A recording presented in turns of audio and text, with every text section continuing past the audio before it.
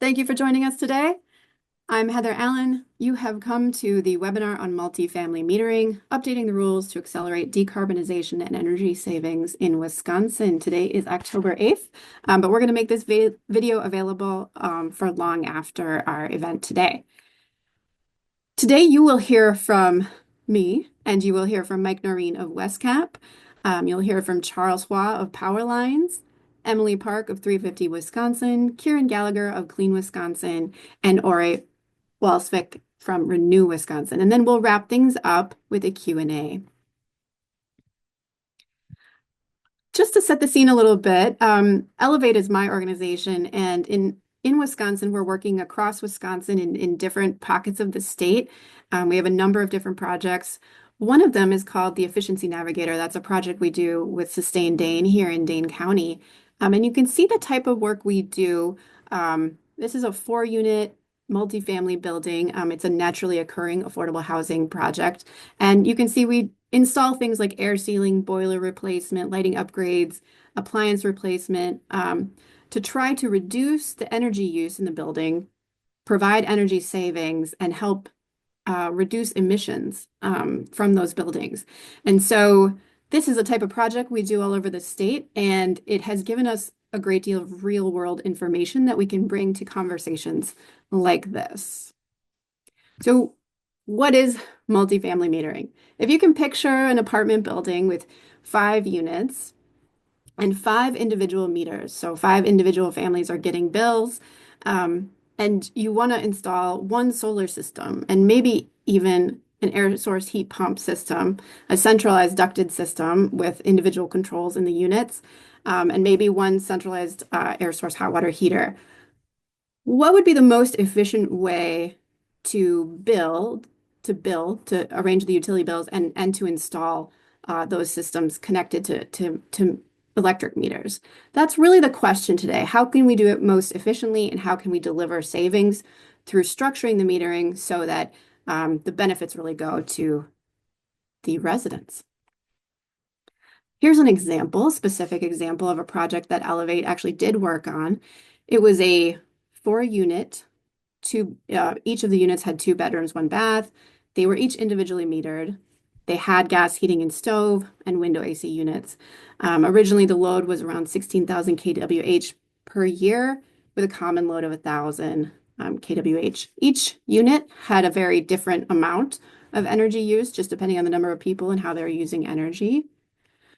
So we looked at it and tried to assess what it would if we did solar and decarbonization upgrades, what would the installation costs look like?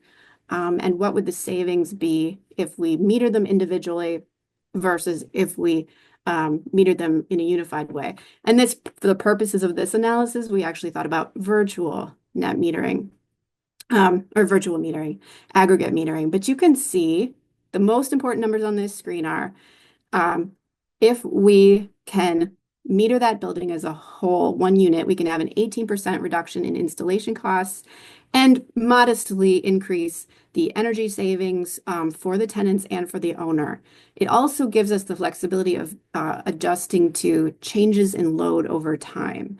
So if you multiply this individual building by all the different buildings in Wisconsin that could benefit from clean energy upgrades, you can see that the cost savings allow us to deliver more clean energy upgrades across Wisconsin. So why is metering critical right now? Many of us are aware that utility expenses continue to rise for residential customers. There is a growing and important need to address energy burden. Affordable housing, access to affordable housing goes hand in glove with affordable energy bills. We want to deploy clean energy technology across Wisconsin to help residents reap all of the financial, environmental, and health benefits of clean energy technology. And so we have this moment where we have an opportunity to update the rules to accommodate the modern technology and needs. Perhaps most importantly, Wisconsin has received $62 million for Solar for All funding from the federal government. That program is slated to begin in 2025, and that program requires a base level of energy utility bill savings for the recipients of or participants in the program. And as you can see from the earlier slides, you can deliver those energy savings more effectively with aggregate metering for a building. We also have the home energy rebates. Wisconsin was the first in the nation to launch the homes program. And once again, for renters in multifamily buildings, when metering is optimized, we can deliver better savings to the people in Wisconsin. So that is all just a segue to introduce you to Mike Noreen from WestCap, who is going to talk about a project where we really saw those energy savings through a aggregate metered system. And Mike, I'm just going to end my slideshow and turn this over to you. Thank you for being here. Pleasure to be here. So I'm going to share with you my slides on this.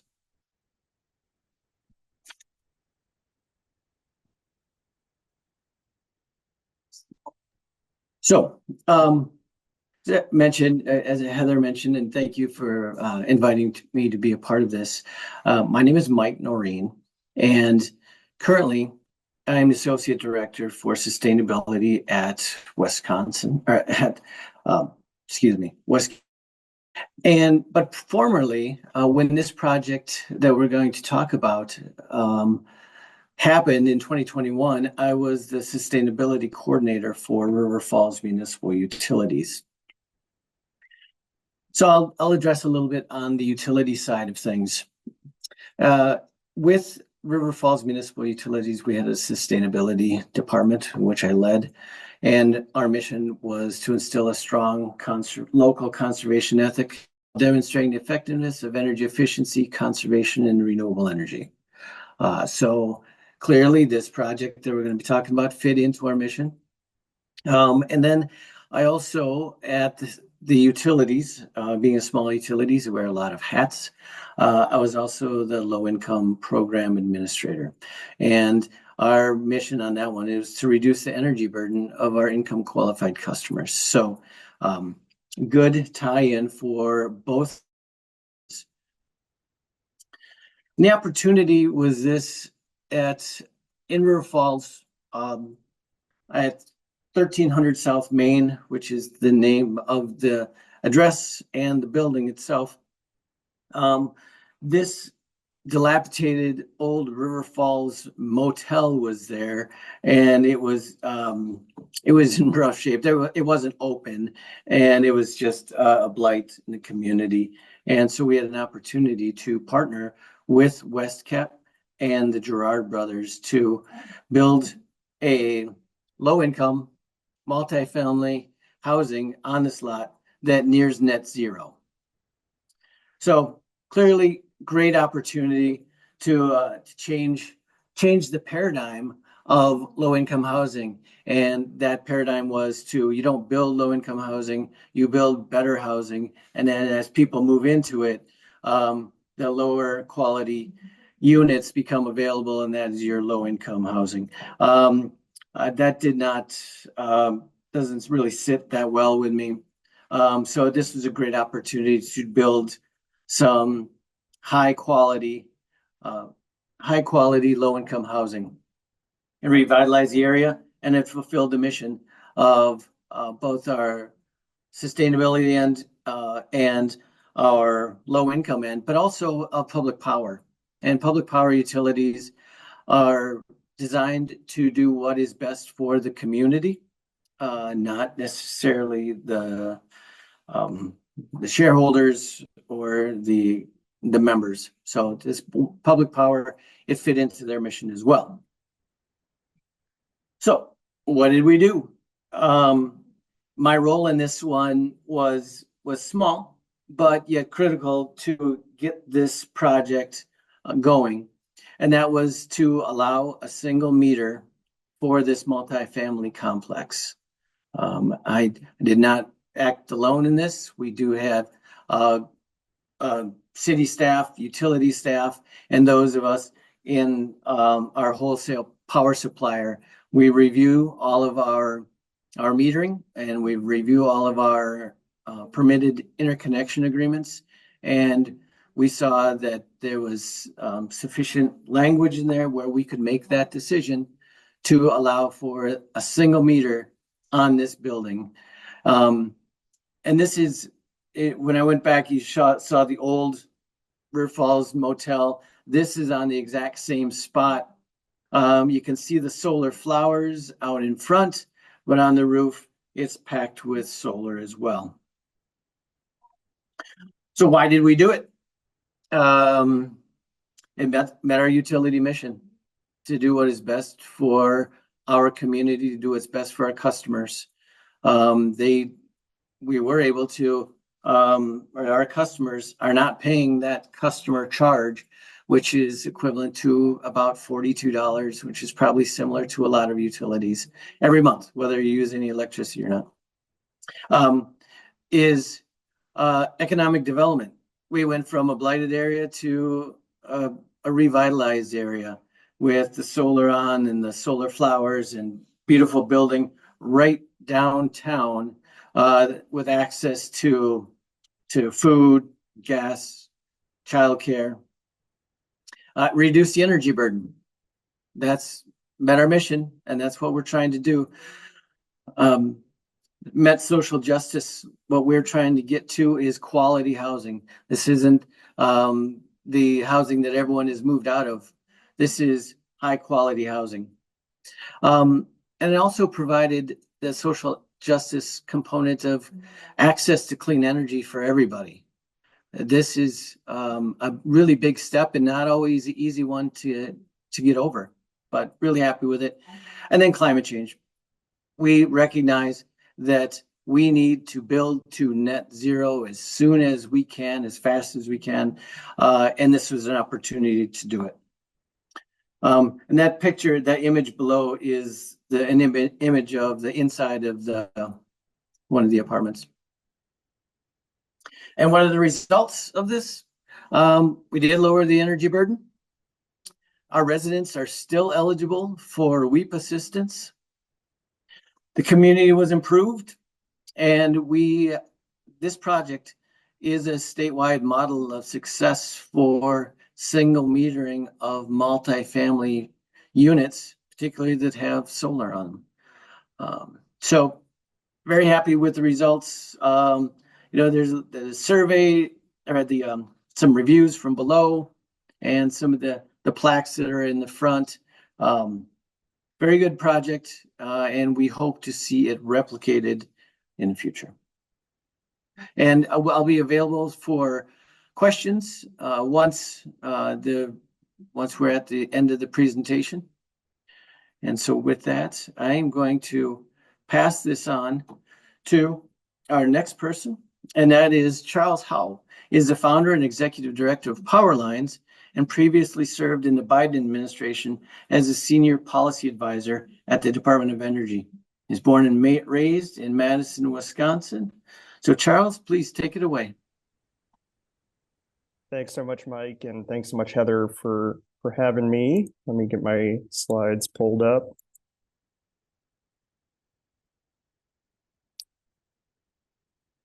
So as Mike mentioned, my name is Charles Hua, and proud to be from Wisconsin. And we recently just launched Powerlines, which is a new nonprofit organization focused on modernizing the utility regulatory system to accelerate affordable, reliable, and clean energy for American consumers. So first, to motivate this issue that we're talking about, as Heather and Mike have pointed out, at a very macro level, there are two key issues that we're facing with the US energy system. First is that, put simply, we're not on track to meet our clean energy targets. You can see in the chart here that historic clean energy deployment, even though it's increased in recent years, still lags significantly behind what experts say is needed to be able to hit both our climate targets as well as what's forecasted after the passage of the Inflation Reduction Act. And there are many reasons for this, which we'll talk about. One of the big ones being regulatory bottlenecks, particularly at the state and public utility commission levels, that are hindering deployment of clean energy. Meanwhile, utilities are proposing significant new gas build out across the country, which threatens to jeopardize the US's ability to meet its decarbonization targets and its climate goals for the power sector. So, as you can see in this chart here, just 5 utilities across Georgia, Arizona, Virginia, North Carolina, and Wisconsin are proposing nearly 25,000 megawatts of new fossil fuel and gas infrastructure in the coming years. This is due to a lot of different factors, primarily growth in electricity demand driven by artificial intelligence and manufacturing facilities. But if regulators don't properly scrutinize these investment plans, there's a real threat that utility gas build out will sink the US's ability to meet its climate targets. All of this is happening while we're facing real affordability, energy burden, and energy injustice outcomes. So 1 in 3 Americans are struggling to pay their energy bills, which means that they're trading off basic necessities like education, food, rent, and medical expenses simply to pay their utility bill. And meanwhile, there are still substantial and record high numbers of utility shutoffs and power outages that are disproportionately impacting low-income communities and communities of color.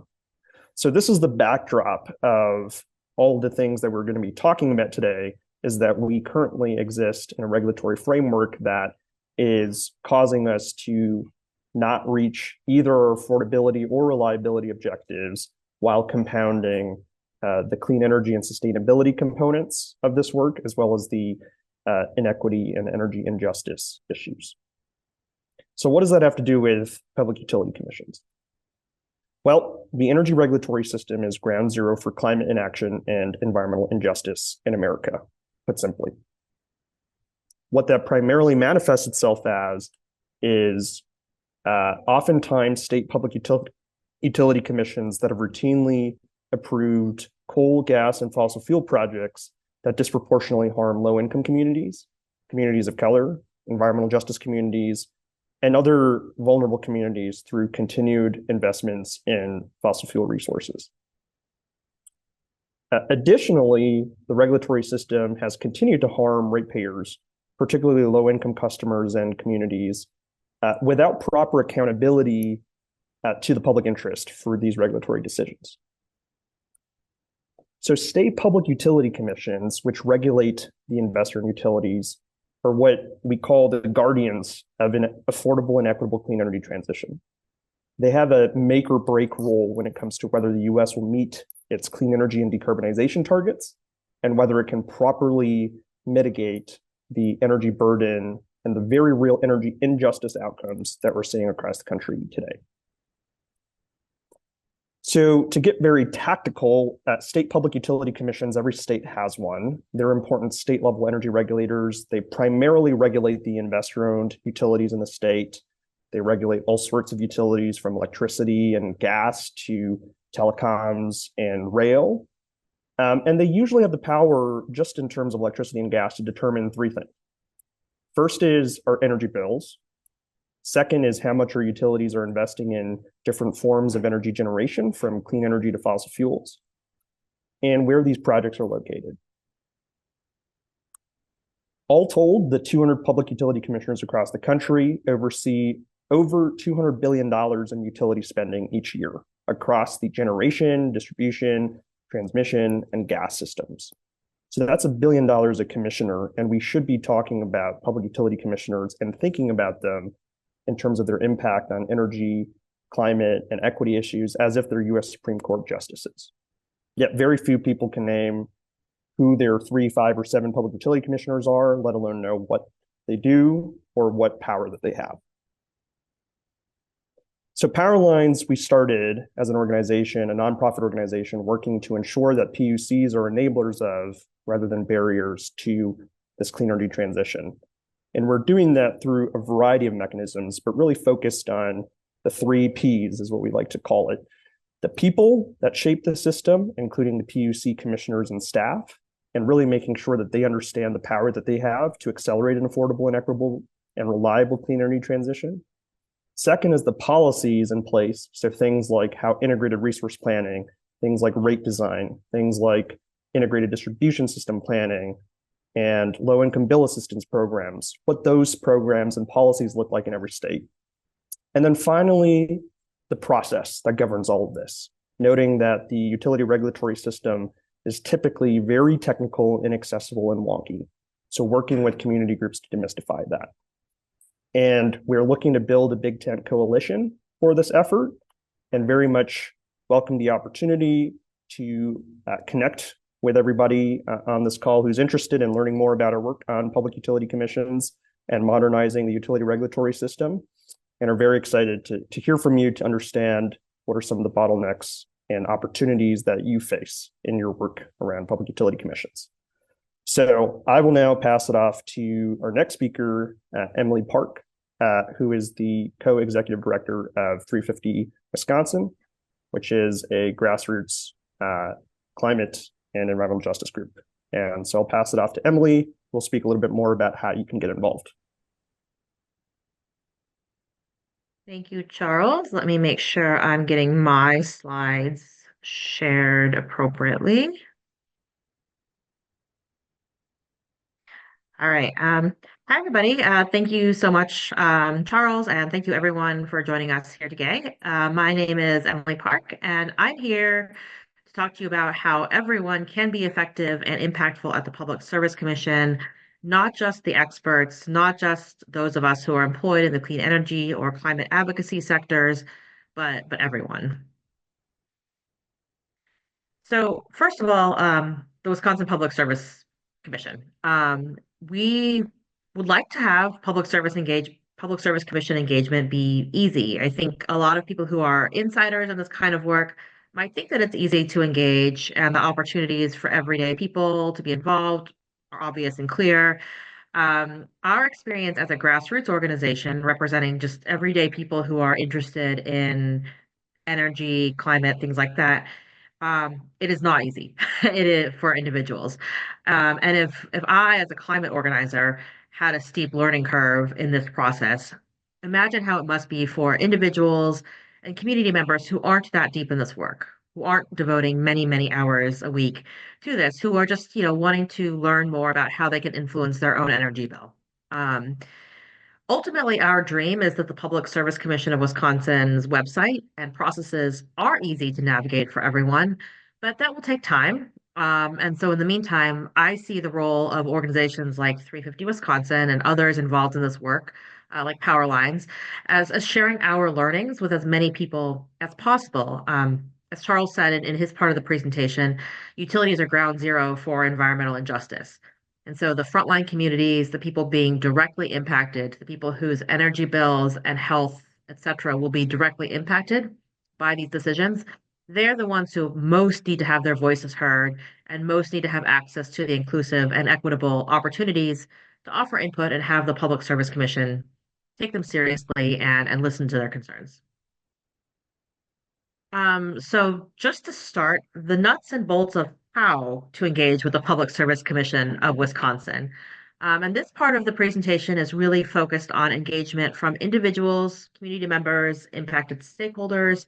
So not necessarily anyone who works for an organization like those of us presenting here today, not anyone who is necessarily part of a formal intervening party, just anyone who feels like they have something they want to say. The important thing is to be able to navigate the Public Service Commission's website, which is not necessarily the most intuitive thing if you're coming to this from the outside. Um, and for a lot of opportunities that we'll be talking about in this webinar and in future events, these you'll need to go to the Electronics Records Filing System, or the ERF. That's on the PSC's website under e-services. It's kind of buried. Again, I don't think it's the most accessible, intuitive way to engage the public, but that's where it's buried. When you go to the Public Service Commission's ERF, the easiest way to submit a comment is just to click File a Comment. You can also look up individual dockets using the quick single docket search, which I'll go over in a moment. But the important thing to remember is that these dockets, so these these open cases that the Public Service Commission is considering, they have limited windows in which they are accepting comments from the public. And when they get those comments from the public in those public comment windows, they are legally obligated to read them and track them and note them. So it is important to have as many people as possible engaged in those critical and fairly limited windows of time. And again, this is sort of this, my presentation is aimed more at people who are just everyday individuals curious about this process. So again, wanting to make this as accessible as possible. One thing that you will generally need is the docket number. I think if you're not involved in this work, it might be kind of confusing. Docket numbers have three parts. The first is the four-digit code that indicates which utility the docket is referring to. So in this case, the 6630 says that this is a Wisconsin Power and Light case. The second code indicates what kind of docket it is. So in this case, an electricity docket, that's what the CE stands for. And there are other codes for things like rate cases, investigations, etc. And then the third part is just a unique identifier number, since some utilities might have multiple dockets of the same type happening simultaneously. And then the PSC will also indicate whether something is active or if it's been closed. All right, and then once you click the submit a comment page on the ERF, you'll see a list of all the dockets that have current open comment periods. So if you're ready to submit a comment, you can just click the file a comment link under the relevant docket. Or if you want more information, you can always click the case summary part on the right. So you see on the list here, there's a list of the docket numbers for the dockets that are open right now. I think it's also important to take note of who the case contact is. So each of these will have a person at the Public Service Commission assigned to it. And that is the person that you want to reach out to if you have questions about the proceedings, if you're having a hard time accessing a necessary file, things like that. That's the person you're going to want to make note of. Okay, but here's the most important thing. When you are talking to the Public Service Commission, how can you make sure that your comments are as effective as possible? How do we make sure that your comments are impactful? The Public Service Commission is listening and taking notice and actually acting on what you as an individual have to say. I think the most important and critical thing to remember for everyone is that you do not need to be an expert to weigh in at the Public Service Commission. It's when you look at the dockets, they are deeply technical and wonky, and I think that intimidates a lot of people. You know, they might think, "Oh, I don't have a degree in this. I'm not an expert." You don't have to be. If you are impacted by the issue being talked about, you have a right to speak, and the Public Service Commission has an obligation to listen to what you have to say. Um, and if you're not an expert, if you're intimidated, I would say, don't feel like you have to address every single issue at stake. Pick a few talking points and focus on those. The important thing is that it's in your voice. So keep it personal if you're not an expert. Don't feel like you need to have a bunch of facts and figures and statistics, but talk about how this particular issue will impact you. So, for example, you could say, this proposed rate hike would increase my family's heating bill by this many dollars, and I'm already struggling to put food on the table and clothe my children. Or um, maybe say, oh, we were looking forward to this Milwaukee area coal plant being shuttered because we have someone in our family with asthma and his health is really impacted by it. But now we hear that instead of shutting the coal plant down, they want to convert it to fossil gas, which will just continue to exacerbate my family's health concerns. So keep it personal. The personal storytelling will matter and make an impact on the Public Service Commission. Again, whenever possible, it's preferable for your comments to be in your own words, in your own voice, your own personal stories. But if you are limited for time or you just don't know what to say and you have access to a pre-written comment, it's better to submit that than to submit nothing at all. So again, most important, try to do it in your own words and your own voice if possible, but engaging at all is really the critical thing. Outside of those public comment periods, there are other ways to be engaged with your Public Service Commission. Ask to meet with their staff. Depending on what you want to talk about and whether it's an open docket, they may be limited on what they can say and talk about with you, but they'll usually try to listen. And I can guarantee you that they are already meeting with people from the utilities, they're meeting with elected officials. So, again, they should hear from you, and I think they're obligated to listen to you. Also attend community events. The Public Service Commission will occasionally host listening sessions. Your utilities will sometimes host listening sessions or other public engagement periods where PSC staff might be present. Um, also, talk to your elected officials because there's a lot of things that the Public Service Commission can do that might be influenced by legislative action. So talk to your elected officials. And then also, you know, amplify to your community, write letters to the editor, talk to your friends, your families, your neighbors.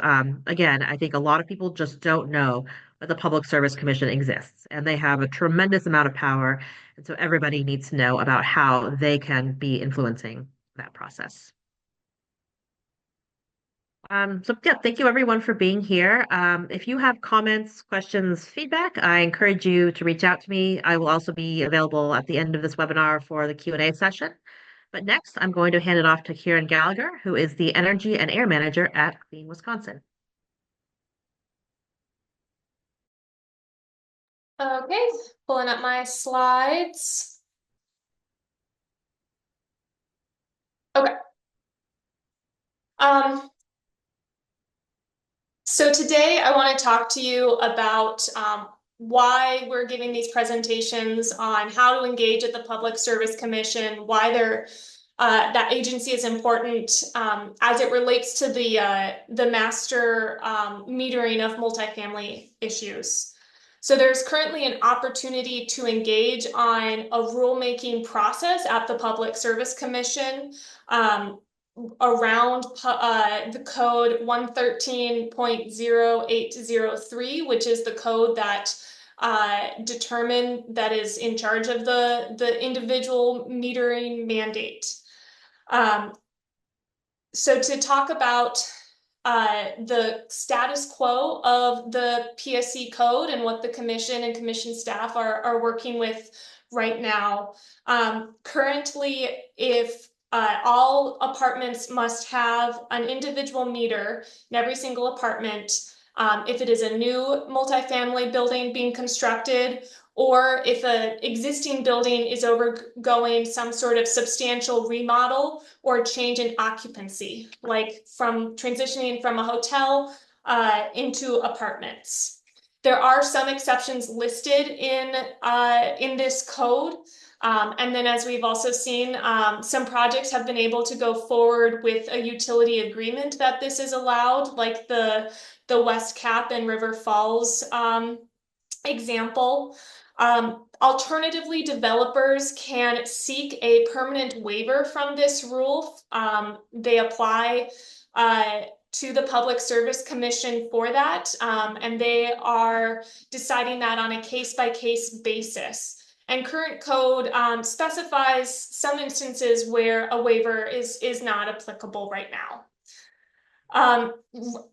There is not official proposed rule language that has been released in the rulemaking docket, but there were some indicative changes in a PSC staff memo a few months ago when they were seeking comment on the economic impact of this rulemaking. So what I'm going to be talking about today is all based on these indicative rule language changes. So there's a new exception for existing buildings, one that allows existing buildings undergoing a change in occupancy or substantial remodel to not have, this rule will not apply for them if there is a legal impediment or the cost of the meters exceeds the long-term benefits of individual metering. And we think this is a good step forward. However, we have some clarifying questions that we would like specifically to be clear in the code language itself. How do you measure long-term benefits? Who's deciding that? Do you have to show that to the commissioners? Do you have to submit any paperwork? So we think this is a good step, but still doesn't quite give the clarity that developers are needing. There's another new exception for smaller buildings, specifically for residential buildings of 10 or fewer units that also meet a minimum of at least 70% energy offset compared to a comparable new residential building. We don't really know why 10 units was decided on, why 70%. I think these are some areas that we're going to want as our organizations to think about and provide comment on. Similarly, the 70% energy offset, we don't know what time frame that is. Is it a month? Is it a year? Is it 5 years? So some of those are additional items of clarity we want to comment and seek from these new rules. Moving on to the waivers component of the code. So we think this language is a fantastic improvement from the current status quo.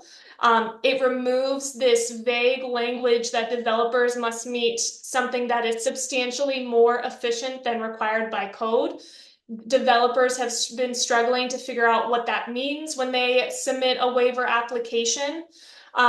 This language replaces that with meets established high efficiency standards in order to receive a waiver. We think that is also vague and would want some clarity on what specifically that means, so that developers know exactly what commission is looking for in their waiver applications. One of the reasons why this is such a substantial step forward is because it removed language related to electric heating. In the status quo, what we currently have in the code, that specifically calls out electric heating as not being something that developers seeking waivers can't have electric heating. And that's due to the history of when this code was originally written.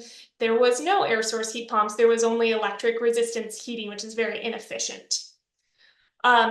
The proposed language indication is that they will preserve this waiver for minimal tenant control, so that if the building is in charge of most of the electricity and the tenant has very little control over it.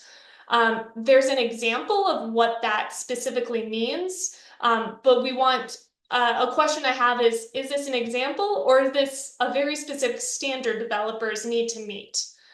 So want to clarify that. And then finally, they added a new waiver component for developers for buildings that have regulatory agreements to provide affordable housing if the building and the apartments are going to show long-term cost savings to residents. We think this is a really good step forward, good progress on our affordable housing goals. We want to consider on if this type of waiver exception is broad enough or goes far enough. And then we have the similar concerns about the time frame of the long-term saving costs and who is deciding that. What sort of data do you need to demonstrate that? So this is the docket number 1AC257. It is active, and you can sign up for emails for when anything is added, like a staff memo for comment. So you can submit comments the way Emily showed us how to. Rulemaking has a really long time frame. So the Public Service Commission must finalize their proposed rule by November 2025. So they have over a year to do this process. At that point, they'll submit it to the legislature, and then there's a lengthy legislative review process. So as we're writing these comments, our audience is not just PSC staff and commissioners, but also legislatures eventually. So I know our organization and some others are going to continue to dig into this rule language as it comes out and try to comment and give examples of what we think might work best for all of our collective goals as it relates to clean energy, climate change, affordability, energy burden. And I will transition to Ori, who's going to talk about accessing consumer programs for folks that do have a master meter and don't have an individual bill. Thanks, Kieran. All right. So I'm Ori. I'm with Renew Wisconsin. I'm going to be talking very specifically today about accessing WEEP benefits without a utility grade meter. So the first question is, what is WEEP? I didn't know before I looked it up. So that is the Wisconsin Home Energy Assistance Program. That's a combination of a federal program known as the LIHEAP program, which is all across the country, and then the Public Benefits Program. LIHEAP, like I said, is funded federally. The Public Benefits Program is funded from utilities. And I have some more information up here. But we wanted to ask ourselves, going into this rulemaking, how can we continue to ensure, not only clean energy access, but also affordability. And part of doing that is taking advantage of programs that already exist. And in Wisconsin, some of those programs are WEEP. So WEEP is LIHEAP plus public benefits. So this slide just touches on the qualifications for the WEEP program for 2024 to 2025, and you can see household size and income, and that's because WEEP is based on testing burden. That is the main criteria here. That's what we're concerned about, the burden to the individual tenant. So you can have a heat burden or an electric burden. And the reason that those are split out is because LIHEAP handles heat burden and public benefits kind of supplements with the electric burden determination. So there can be different kinds of burdens, but altogether as the program handles all of them. So the question is, do you need a utility meter to apply for it and receive? I guess that's the unspoken part here, WEEP benefits. The answer is no. You're required to have some sort of bill, a way to measure the bill, the burden, because this is about burden. So one thing that's helpful, I think, to remember is that most applicants and folks who receive benefits from the WEEP program are receiving a heating benefit. And most of that heating benefit is in the form of natural gas. Between October 1 and May 15th, that's the heating season. It's important to remember in Wisconsin, natural gas doesn't have an individual utility meter requirement like the electric rules have. So really, if this program was designed to exclude people with individual utility meters, it would exclude a really high majority of people applying for the funding. So what we did is, we went in and looked over the application. So this is the application form itself, and you can see heating and electricity here. And I just circled a couple sections because I wanted to highlight some things about the application. First, under the electricity side on the top right, the application contemplates specifically not having service from a utility at all, a muni, a co-op, or an investor-owned utility. There might be some other source of energy that's used. Then if you go down to the bill paid section, you can see there's options to check several different payment structures. So For example, I have an account and pay my bill directly to the provider. That's having a utility account that's often accompanied with that individual utility grade meter. But there's also electricity included in rent. There's a separate payment to the landlord. So that's when the utility payment isn't part of the rent due, but it's assessed as a separate bill, a utility bill. So here you have landlord, mobile home park owner, or other person.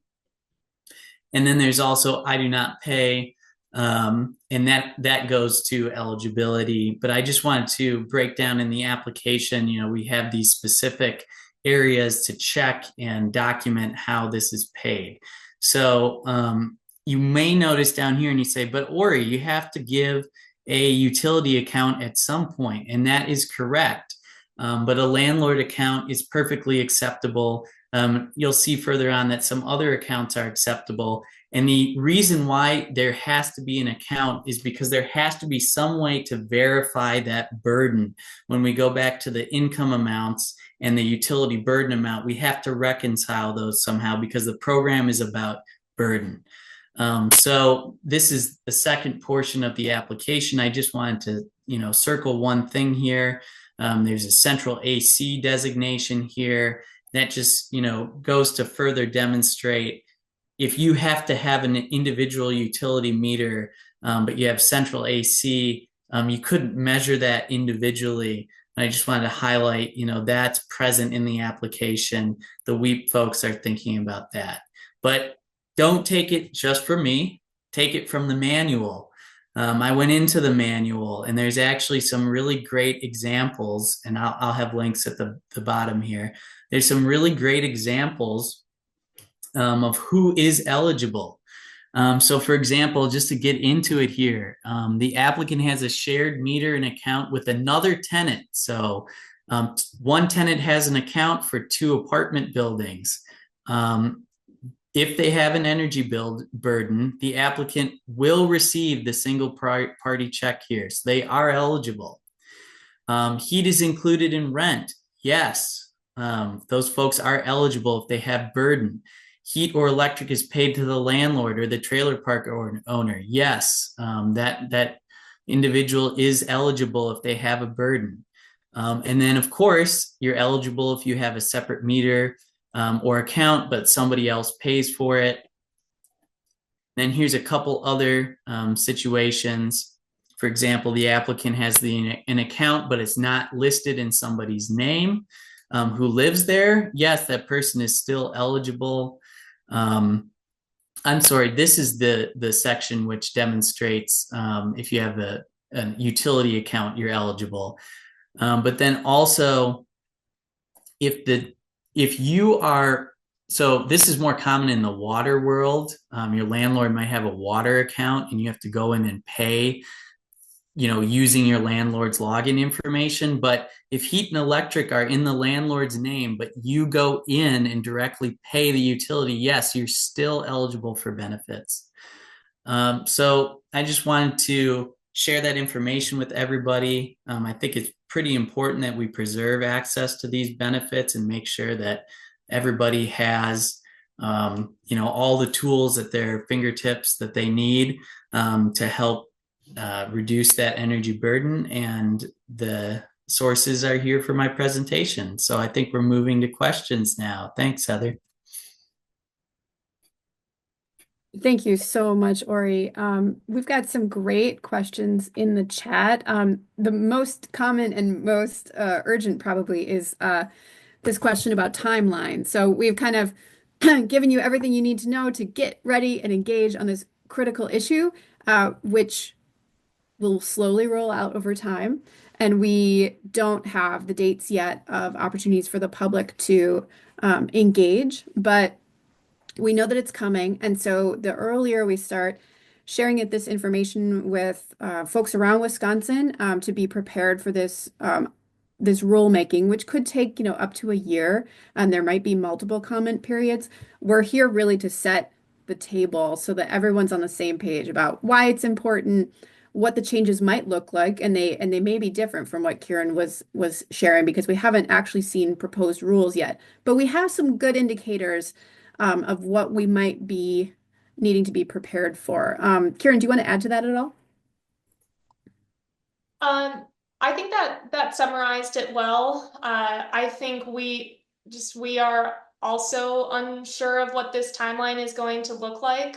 So that's why I would recommend signing up for emails for that specific docket, so you will get an alert when anything is posted, including a staff saying, here's a memo, this is the language, this is what we're looking for you to comment on. But in the meantime, start looking and thinking about what are the components you would like to see in this rule, particularly from folks that have been affected, developers, municipalities, homeowner or tenants, residents, and how these rules have been impacting you, and any specific recommendations on how to improve the language. Thank you, Kieran. And I'd like to invite Emily and Mike to turn on their cameras just so we can all be together in this virtual space. And thank you to the audience for being here. We know you have very busy schedules, but while this is a very technical issue, this is a very important issue and can have long-range consequences for Wisconsin residents for a long time. So we're really thrilled that you're all here and you've shown interest. Please feel free to put more questions in the chat, and we will continue to answer them. There were a few questions about the slides and the video of this. They will be made available. We will send them out probably next week once we get everything downloaded and made available in a simple format. So that will be coming to you. We will also promise that as soon as we hear about a comment period or we hear more information on this rulemaking, we will share that information with you as well.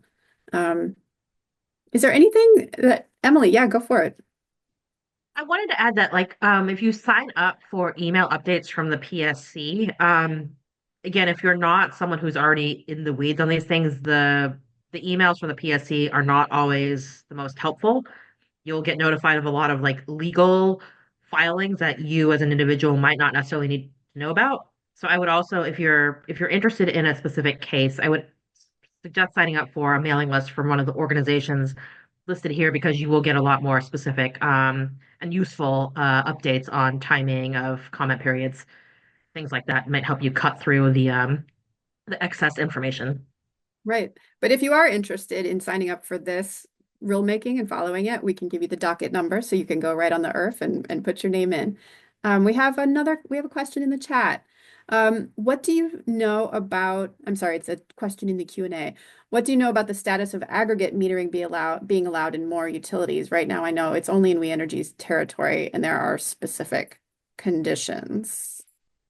And then we have another question. Why is proposed PSC 113 0803 regarding an exception for buildings with 70% plus renewable energy limited to buildings of 10 or fewer units? Yeah, we have these same questions. I think it remains to be seen. Kieran might be typing something in the chat, but does anyone ready to answer either of these questions?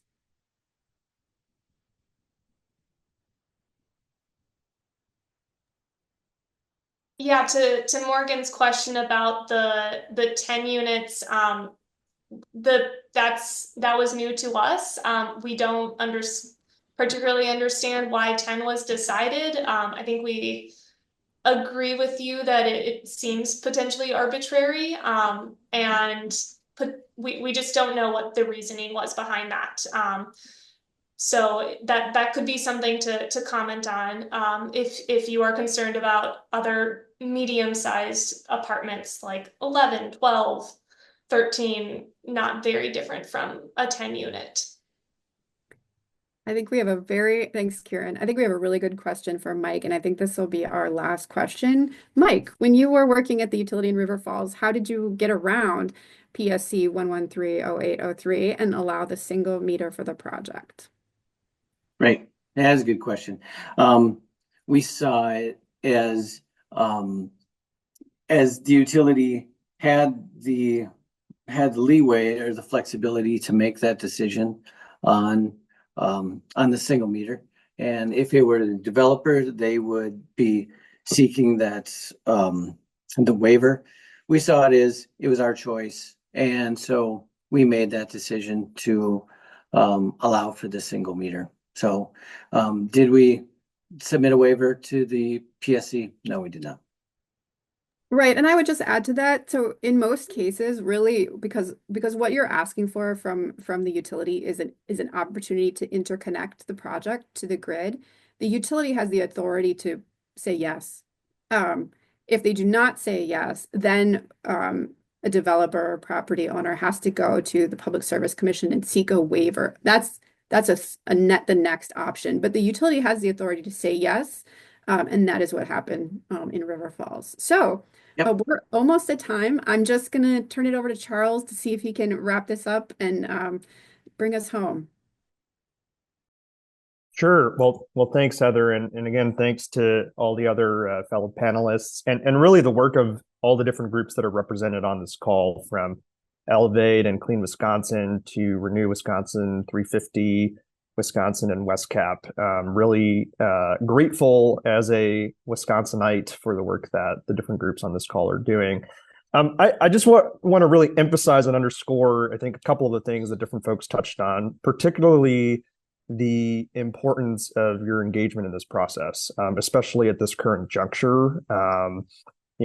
As I shared a little bit earlier in my remarks, we're in a particularly unique inflection period in energy and housing and climate in Wisconsin, but also nationally, where right now we're facing all these different trends that are coming together in a very nice and unique way, which is, federal policy tailwinds like the Inflation Reduction Act, pushes for electrification and efficiency, and unique policy and regulatory environments that are more, I think, conducive and open-minded right now to creative approaches to addressing all these issues, because we're facing pressures on the grid and on our housing stock and the electricity system like never before, with increased demand for electricity. And regulators, I think, are looking for, and certainly the ones that I've spoken to are interested in figuring out new creative ways to tackle some of these issues, and are particularly inclined and eager to hear from folks.